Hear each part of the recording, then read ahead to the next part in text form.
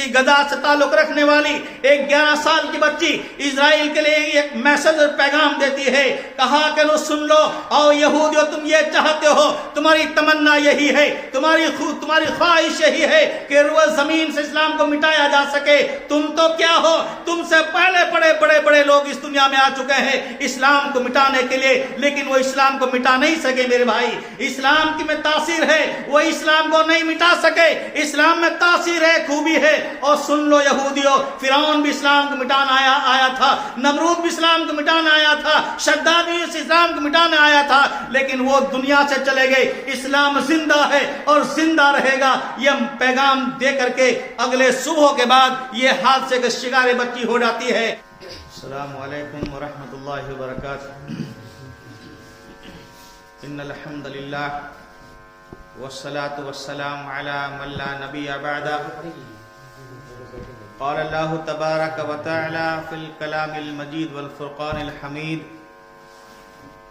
اعوذ باللہ من الشیطان الرجیم، بسم اللہ الرحمن الرحیم۔ الذی خلق الموت والحیاة لیبلوکم ایکم احسن عملا۔ وقال اللہ تعالی وَلَنَبْلُوَنَّكُمْ بِشَيْءٍ مِّنَ الْخَوْفِ وَالْجُوعِ وَنَقْصٍ مِّنَ الْأَمْوَالِ وَالْأَنفُسِ وَالثَّمَرَاتِ وَبَشِّرِ الصَّابِرِينَ۔ صدق اللہ العظیم، او کما قال نبی علیہ الصلوۃ والسلام قل آمنت باللہ ثم استقم، او کما قال نبی علیہ الصلوۃ والسلام رب اشرح لی صدری ویسر لی امری واحلل عقدۃ من لسانی یفقہوا قولی ربی زدنی علما، اللہم ربی زدنی علما، آمین۔ اللہم صلی علی محمد وعلی آل محمد کما صلیت علی ابراہیم وعلی آل ابراہیم انک حمید مجید۔ اللہم بارک علی محمد وعلی آل محمد کما بارکت علی ابراہیم وعلی آل ابراہیم انک حمید مجید۔ معزز علماء کرام، انتہائی میرے باوقار بزرگوں، نوجوانوں، عزیز بچوں، پردہ نشین میری اسلامی ماں اور بہنوں، اللہ رب العالمین کا انتہائی احسان ہے کہ اللہ تعالیٰ نے ہم کو اور آپ کو اپنے پاک گھر میں دین کی نسبت سے بیٹھنے کی توفیق عطا فرمائی۔ اللہ تعالی ہم سب کی حاضری قبول فرمائے۔ ہم نہیں جانتے پھر اللہ کے گھر میں بیٹھنے کا موقع ملے گا کہ نہیں ملے گا، زندہ رہیں گے کہ نہیں رہیں گے۔ عشاء کی نماز پڑھی ہے، اللہ تعالی ہم سب کی نماز قبول فرمائے۔ اب فجر تک زندہ رہیں گے کہ نہیں رہیں گے اس کی کوئی گارنٹی نہیں ہے۔ کتنوں کو صبح کی نماز ملے گی، کتنوں کو نہیں ملے گی، یہ کوئی انسان نہیں جانتا۔ اللہ تعالی ہم سب کی بخشش کے فیصلے فرما دے۔ برادران اسلام، میں بہت مختصر وقت میں رہوں گا آپ کے پاس، کیونکہ ہمارے دو خاص مقرر یہاں موجود ہیں، ہم زیادہ ان سے سننا چاہیں گے۔ اللہ رب العالمین نے قرآن مقدس میں ایمان والوں کی آزمائش کا ذکر فرمایا۔ ایک صحابی اللہ کے نبی کی خدمت میں آتے ہیں اور عرض کرتے اللہ کے رسول صلی اللہ علیہ وسلم، آپ کوئی ایسا نسخہ مجھے بتا دیجئے میں اس پر جم جاؤں اور جنت مل جائے۔ آپ نے فرمایا قل آمنت باللہ ثم استقم، تم یہ کہو میں اللہ پر ایمان لایا۔ قل آمنت باللہ، جب تم اس بات کے اقرار کرو گے کہ اللہ رب العالمین تمام کائنات کا خالق ہے، رازق ہے، مالک ہے، موت کا مالک، زندگی کا مالک، عزت کا مالک، مال کا مالک، تمام چیزیں اللہ کے اختیار میں ہیں۔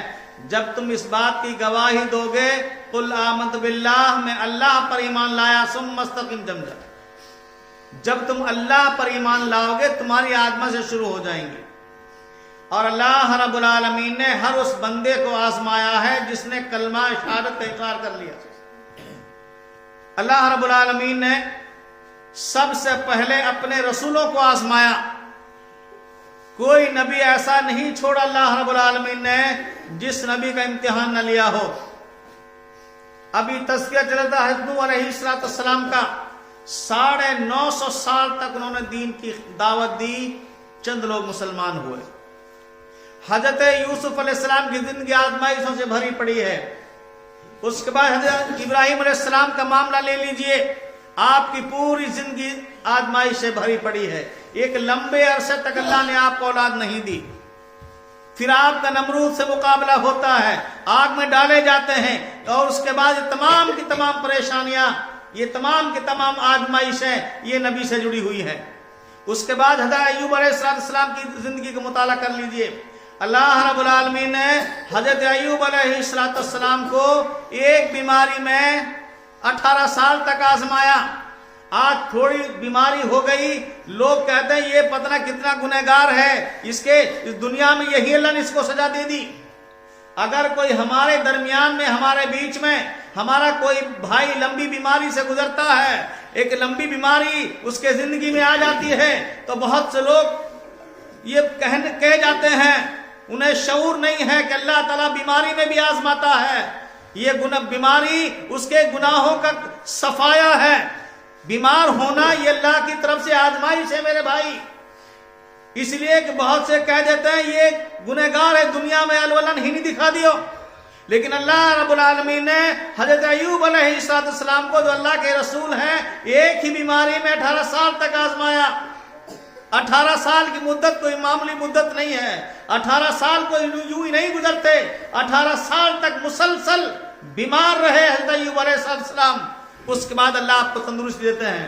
تو میرے بھائی, میرے بزرگوں, اللہ کے سن فرمایا قل آمنت باللہ ثم استقم, تم یہ کہو میں اللہ پر ایمان لایا, اس پر جم جاؤ. اللہ رب العالمین آزماتے ہیں اپنے بندوں کو. رب نے فرمایا الذی خلق الموت والحیات لیبلوکم ایکم احسن عملا, ہم نے تم کو موت دی, زندگی دی اور موت دی, لیبلوکم ایکم احسن عملا, ہم تمہیں آزمائیں گے تمہیں کون اچھا عمل کر کے لانے والا ہے. ہم سب یہاں ایگزام میں ہیں, ہم یہاں امتحان میں بیٹھے ہیں. اللہ تعالیٰ ایک ایک بندے کو آزما رہا ہے. ہم سب یہاں آزمائش میں. اللہ نے کسی کو مال بڑھا دیا, وہ بھی اللہ کی ایک آزمائش ہے. لیکن آج ذرا سا مال کیا ہو گیا, انسان کا مزاج بدل جاتا ہے, اس کی ذہنیت تبدیل ہو جاتی ہے. میرے بھائی, صحابہ اکرام میں بڑے بڑے مالدار گزرے ہیں, لیکن ایمان سے زیادہ انہوں نے کسی چیز کی حیثیت نہیں سمجھی. مصعب بن عمیر مالدار آدمی, خوبصورت آدمی, اور وہ مصعب بن عمیر نوجوان ہیں. ایمان لانے سے پہلے جو کپڑا ایک مرتبہ آپ نے بدن میں ڈال لیا, وہ کپڑا پھر پہننے کا موقع نہیں آیا. اتنے بڑے مالدار اور اتنی اچھی قیمتی خوشبو لگاتے تھے, جب خوشبو لگا کر کے گلی سے گزرتے ہیں سب پہچان جاتے اس گلی سے مصعب بن عمیر گزرا ہے. اور جب ایمان لائے اور جوتوں کا تذکرہ دیکھیں تو تاریخ میں ملتا ہے کہ آپ کے جوتے مختلف ملکوں سے تیار ہو کے آتے تھے, اتنے مالدار تھے مصعب بن عمیر. لیکن اب اسلام قبول کیا, ایمان دیسی دولت سے مالا مال ہوئے. آخری وقت جب آپ کا آیا,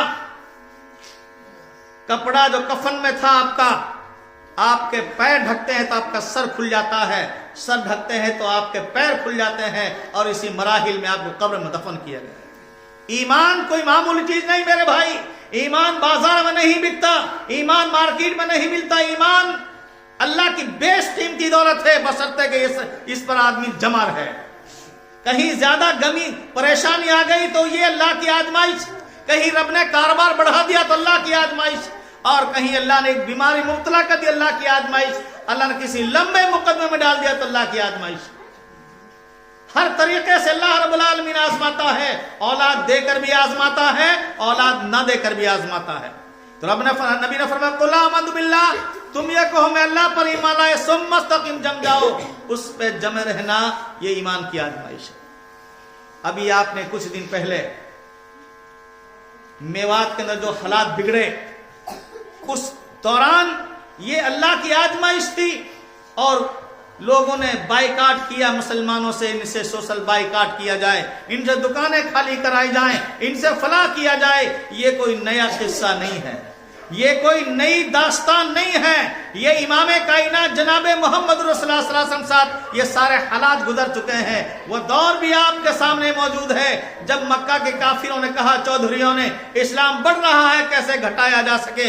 اس کے بعد یہ پنچایت بلائی مکہ کے چودھریوں نے کہ آج کے بعد مسلمانوں سے کوئی تعلق نہیں، کوئی رشتہ نہیں، کوئی لین دین نہیں، کوئی سلام و کلام نہیں، ان کی خوشی میں غمی میں کوئی شرکت نہیں کر سکتا۔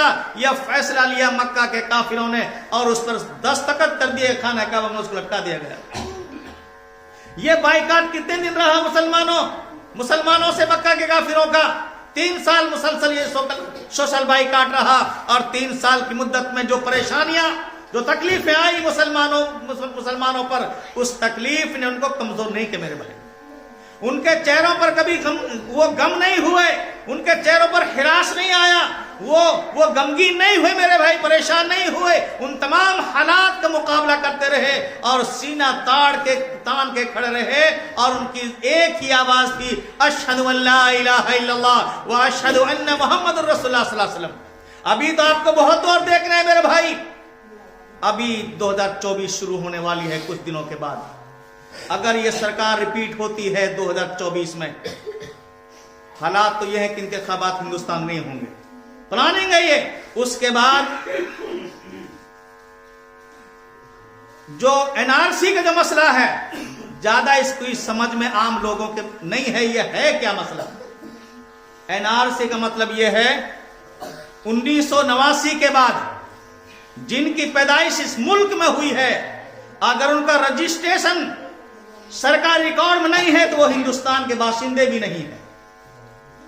1989 کے بعد جن کی پیدائش کی ریکارڈ نہیں ہے وہ اس دیش کے باشندے نہیں ہیں۔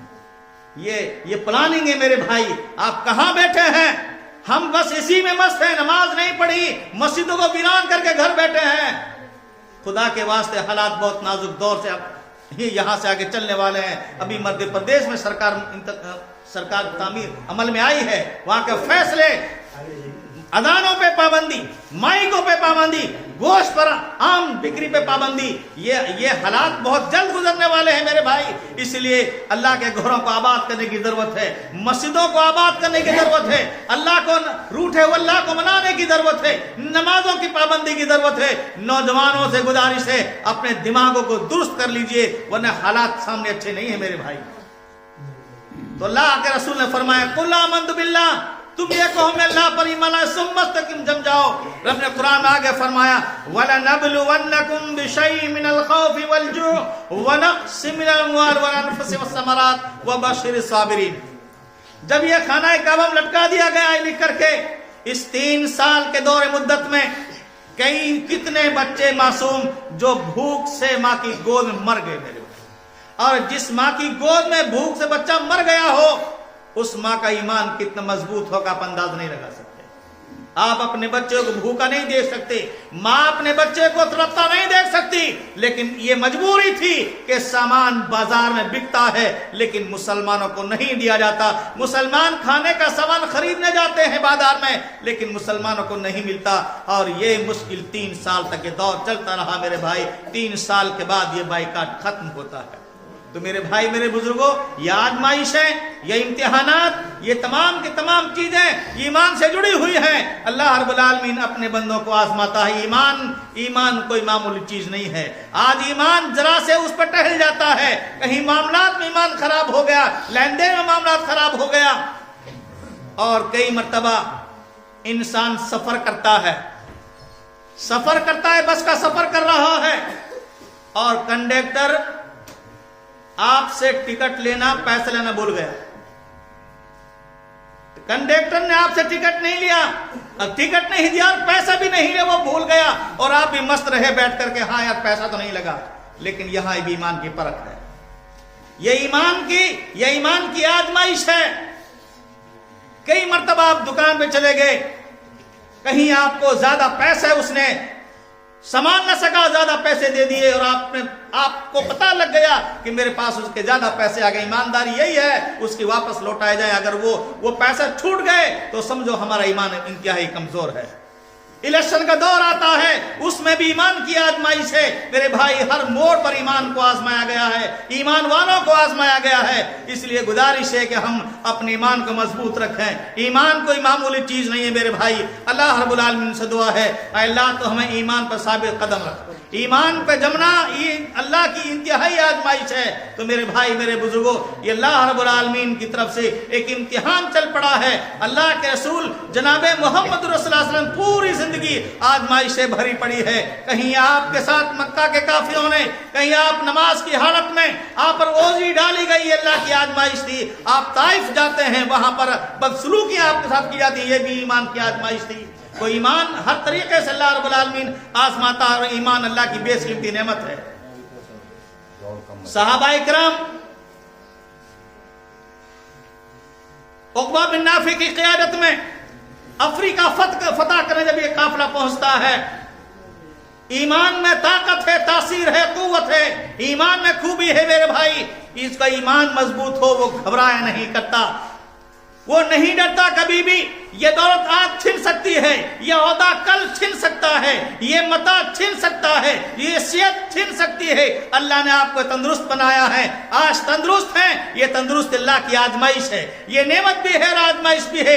अल्लाह इस तंदुरुस्ती की हालत में आपको देखना चाहता है कि कितना ये नमाज का पाबंद है, कितना ये दीनदारी के उसमें मामला पाबंद है। ये तंदुरुस्ती अल्लाह की आजमाइश है, ये सेहत अल्लाह की तरफ से आजमाइश है। इंसान की पूरी जिंदगी आजमाइश में गुजर रही है मेरे भाई। इसलिए गुजारिश है मेरे भाई मेरे बुजुर्गों कि हम अपने ईमान को मजबूत रखें, ईमान को कभी टहलने ना दें। जिंदगी में उतार और चढ़ाव आते हैं, लेकिन मुसलमान घबराता नहीं है, मुसलमान कमजोर नहीं होता है, मुसलमान कभी अपने मायूस नहीं होता है। ईमान लाने के बाद बहुत सारा दौर उसके सामने गुजरता है। अल्लाह के रसूल जनाब मोहम्मद रसूलुल्लाह सल्लल्लाहु अलैहि वसल्लम के साथ पूरी जिंदगी में, और जिस तरीके से आपकी बेटी को शहीद किया गया, ये भी एक अल्लाह की तरफ से एक आजमाइश थी। और जिस वक्त अल्लाह के रसूल जनाब मोहम्मद रसूलुल्लाह सल्लल्लाहु अलैहि वसल्लम के बेटे इब्राहिम का इंतकाल होता है, मक्का के चौधरियों ने, मक्का के काफिरों ने ये खुशी मनाई कि आज नबी की विरासत खत्म हो गई, आपका आखिरी बेटा भी आज चल बसा है।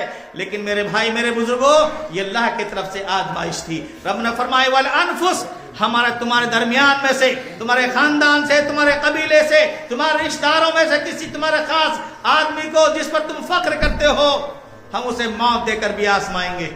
तो मेरे भाई, किसी आदमी को मौत देना, किसी खानदान का एक आदमी है, बहुत अच्छा है, वो पढ़ा लिखा है, समझदार है, यकीन रखते हैं ये कबीलों को चलाने वाला है, ये घर को चलाने वाला है, ये घर का निजाम को दुरुस्त करने वाला है, ये अक्लमंद आदमी था। लेकिन अल्लाह ताला उसे मौत दे करके, ये अल्लाह की तरफ से एक आजमाइश है।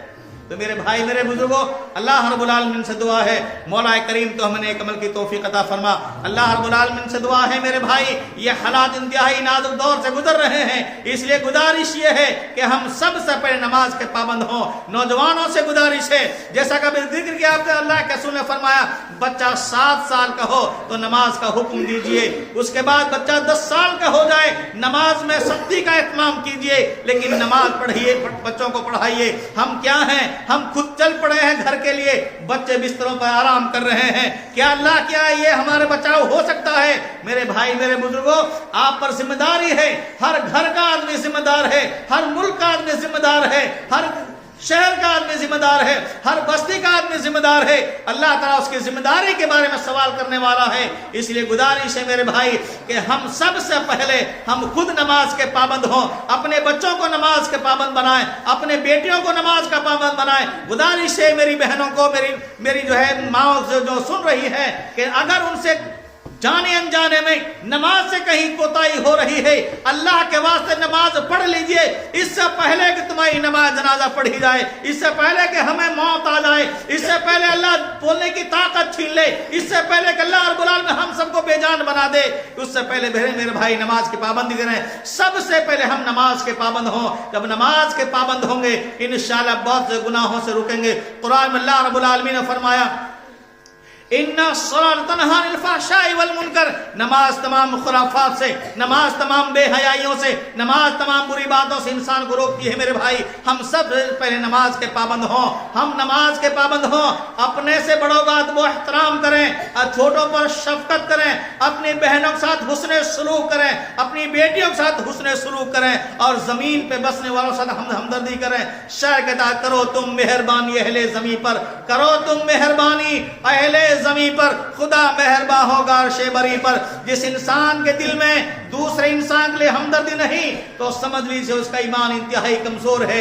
اللہ رب العالمین سے دعا ہے مولا تو ہمیں زمین پہ بسنے والوں کے ساتھ اچھا سلوک کرنے والا بنا، زمین پہ بسنے والوں کے ساتھ تو اللہ تو ہمیں بہتر سلوک کرنے والا بنا دے۔ تو اللہ رب العالمین نے فرمایا وَلَنَبْلُوَنَّكُمْ بِشَيْءٍ مِّنَ الْخَوْفِ وَالْجُوعِ وَنَقْصٍ مِّنَ الْأَمْوَالِ وَالْأَنفُسِ وَالثَّمَرَاتِ وَبَشِّرِ الصَّابِرِينَ۔ میرے بھائی اللہ رب العالمین نے فرمایا ہم تمہیں ضرور بالضرور آزمائیں گے دشمن کا رعب بٹھا کر کے، یعنی کہ جس طریقے سے آج موجودہ حالات ہیں، موجودہ حکومتیں ہیں جن کے خوف سے انسان گھبرایا ہوا ہے، جن سے انسان سہما ہوا ہے، میرے بھائی آپ نہیں بلکہ پورا وپکش گھبرایا ہوا ہے، ان کی سیاست داؤ پہ لگی ہے۔ میرے بھائی اللہ نے فرمایا وَلَنَبْلُوَنَّكُمْ بِشَيْءٍ مِّنَ الْخَوْفِ وَالْجُوعِ، ہم تمہارے دلوں میں تمہارے مخالفین کا، تمہارے دشمنوں کا رعب بٹھا کر کے ہم تمہارے ایمان کی آزمائش کریں گے۔ میرے بھائی یہ انتہائی آزمائش کا دور ہے، یہ انتہائی اللہ رب العالمین کی پرکھ کا دور ہے۔ اس امتحانات کے دور میں،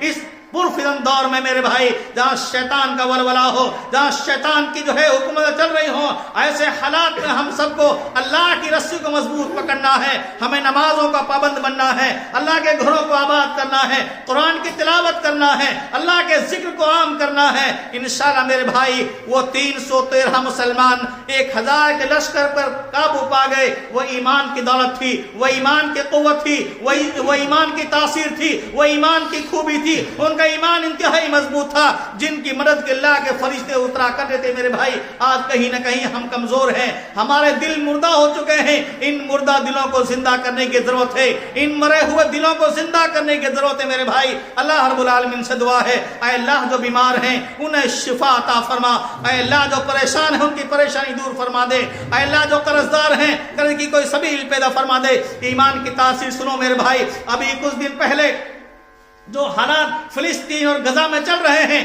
اسرائیلیوں کا جو مسلمانوں کے خلاف لاکھوں مسلمان نوجوان عورتیں بچے موت کی آگوش میں چلے گئے۔ میرے بھائی اللہ کی آزمائش ہے، آپ سکون سے بیٹھے ہیں، آپ کے پاس کوئی دقت نہیں ہے، اس لیے ایمان کی قدر و قیمت نہیں ہے۔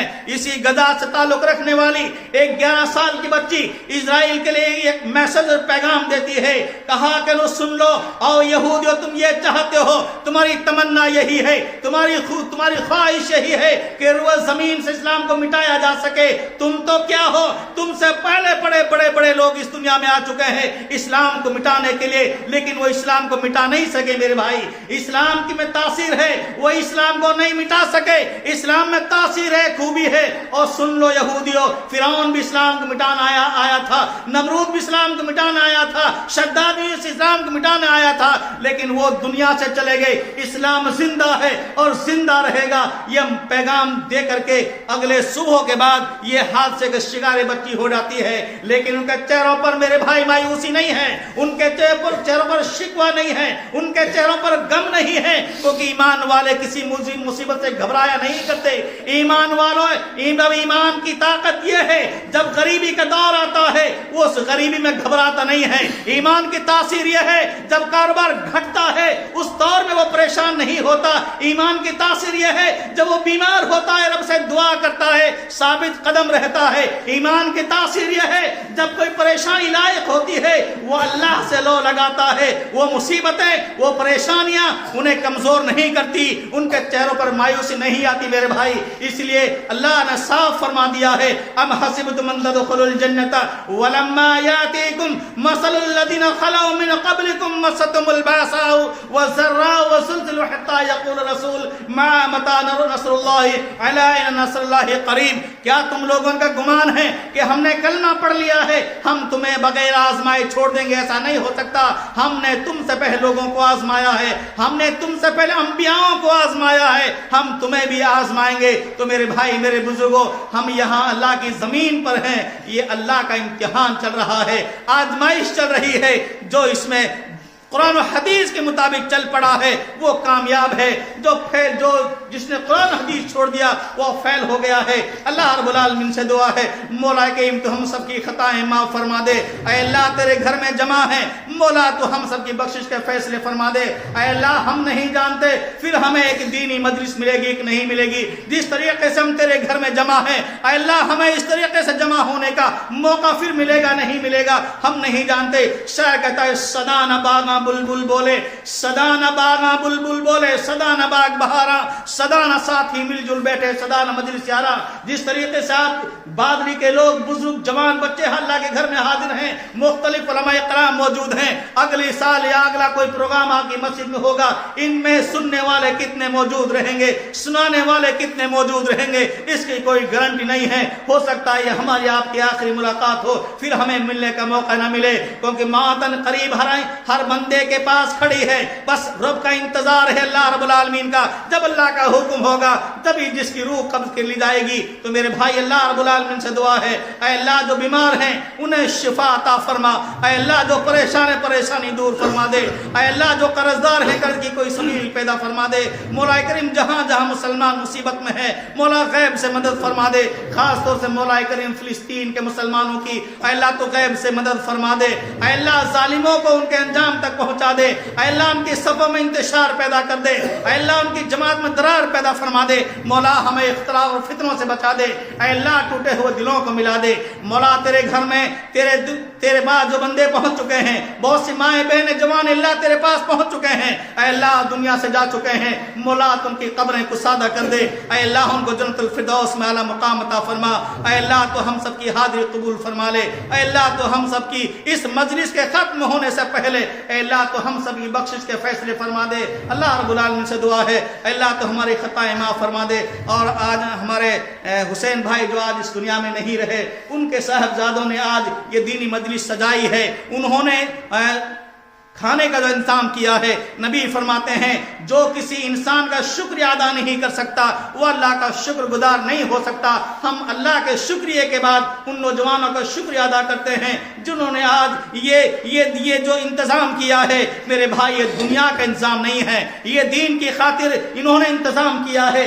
اگر ایک بھی اس مجلس کے خاطر راہ راست پر آ گیا, ایک بھی نوجوان اگر اس مسجد میں رہنے والا جو آج بیٹھا ہے اگر کوئی بے نمازی ہو, اگر ایک بھی نوجوان نماز کا پابند ہو گیا, انشاءاللہ ہمیں امید ہے یہ مجلس کامیاب ہو جائے گی. یہ مجلس کامیاب ہو گئی. میرے بھائی میرے بزرگوں, یہ وقت بار بار ہماری زندگی نہیں آیا کرتے, اس لیے آج سے اللہ کے گھر میں یہ عہد و پیمان کرو. مولا نمازوں میں ہم سے کوتاہیاں غلطیاں خطائیں ہو چکی ہیں, اے اللہ تیری زمین پر زندہ رہتے ہوئے ہم کبھی گناہ نہیں کریں گے, ہم خطائیں نہیں کریں گے, ہم نمازیں ضائع نہیں کریں گے. میرے بھائی اللہ سے عہد و پیمان کرو. اللہ رب العالمین سے دعا ہے مولا ان نوجوانوں کی روزی میں خیر و برکت و ترقی عطا فرما. ان کے والدین ان کے والد محترم کو اے اللہ تو جنت الفردوس میں اعلیٰ مقام عطا فرما. اے اللہ تو ہم سب کی بخشش کے فیصلے فرما دے. وما توفیق الا باللہ. السلام علیکم ورحمۃ اللہ وبرکاتہ.